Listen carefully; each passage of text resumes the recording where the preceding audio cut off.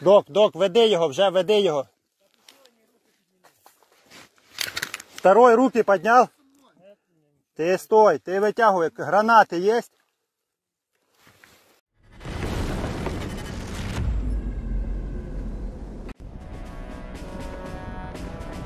Russian telegram channels report that an electricity substation in Kursk region is on fire. Prior to that, local media published videos with sounds of explosions.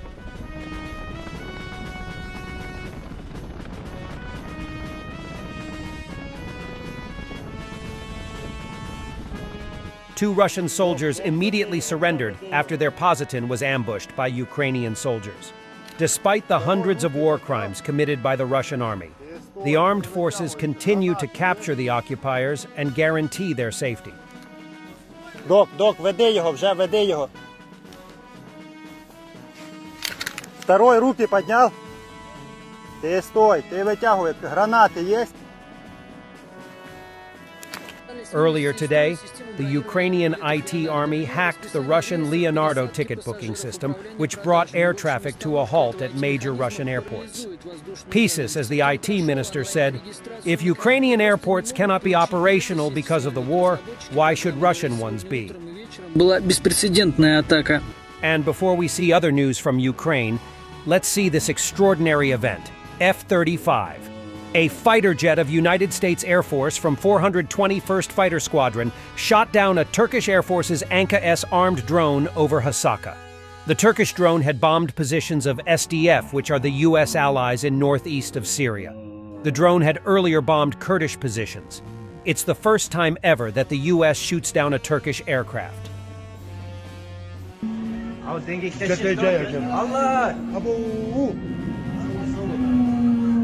This is the wreckage of a Turkish Anka-S UAV in the area of Tel Tamra.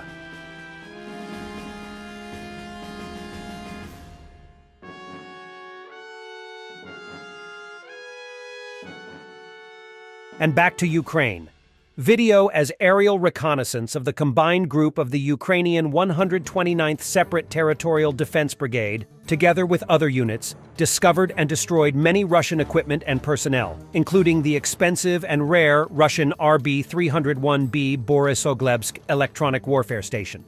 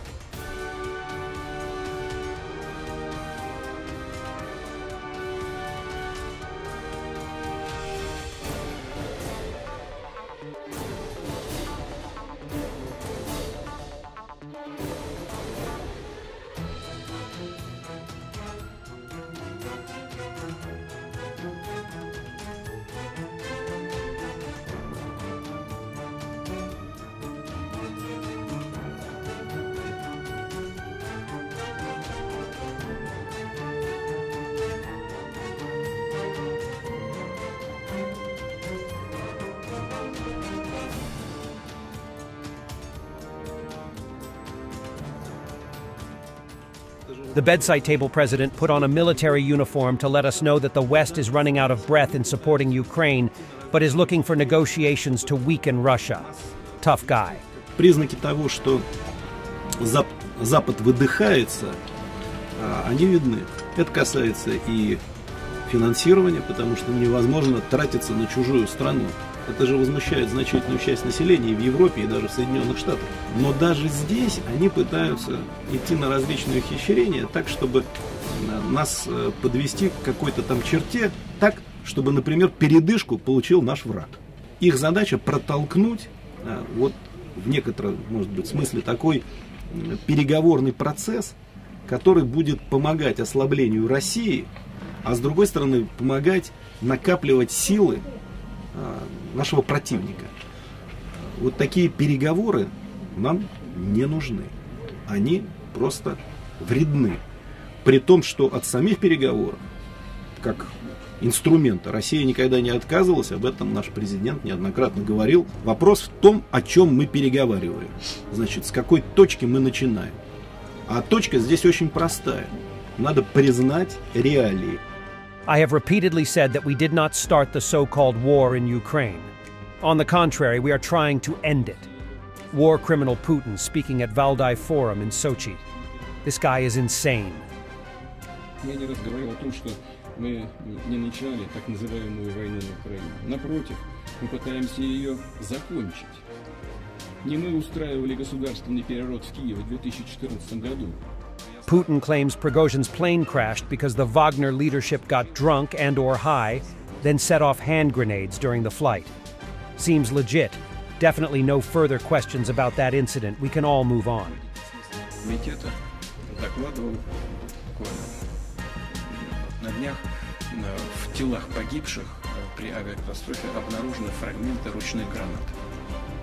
Внешнего воздействия на самолет не было. Это уже установленный факт. Результат экспертизы, проведенный Следственным комитетом Российской Федерации. Ну, следствие не завершено. К сожалению, наличие алкоголя или наркотических средств в крови погибших экспертиза не проводилась. Хотя мы знаем, что после известных событий в компании в Петербурге ФСБ обнаружило не только 10 миллиардов наличными, но и 5 килограмм кокаина. Но повторяю еще раз, на мой взгляд, надо было бы провести такую экспертизу, но она не была проведена. Ну вот то, что есть, я вам сказал. Я хочу сразу сказать, я задал вопрос представителю Следственного комитета, можно ли об этом сказать публично. Он говорит, да, можно, это установленный факт. The leader of pro-Russian militants of Donetsk, Pavel Gubarev, says that Russia will not be able to kill all Ukrainians, so it will have to create concentration camps in Ukraine to re-educate the local population. Russian speakers use genocidal rhetoric as usual. У нас нет ненависти к украинцам, у нас нету такого явления, да? Если же пообщаешься там, то это вот звериная ненависть и такая бесовщина. Не знаю, то есть как нам же и ужиться надо будет потом после нашей победы. Не вырезать их же, не геноцидить, там уже это все. Придется перевоспитывать, кого-то там через лагеря протаскивать там. Но для этого нужно победить для начала. Победить любой ценой, это уничтожить столько людей, сколько нужно. As a result of a missile attack on the village of Grosa, Kharkiv region, 51 people died, including a 6-year-old child. This terrorist attack was probably planned and became another mass murder of the civilian population by the occupiers. According to preliminary data, the strike was carried out by an Iskander missile. Inhumans hit a grocery store next to which, in a cafe, a memorial service was held for a local fellow villager.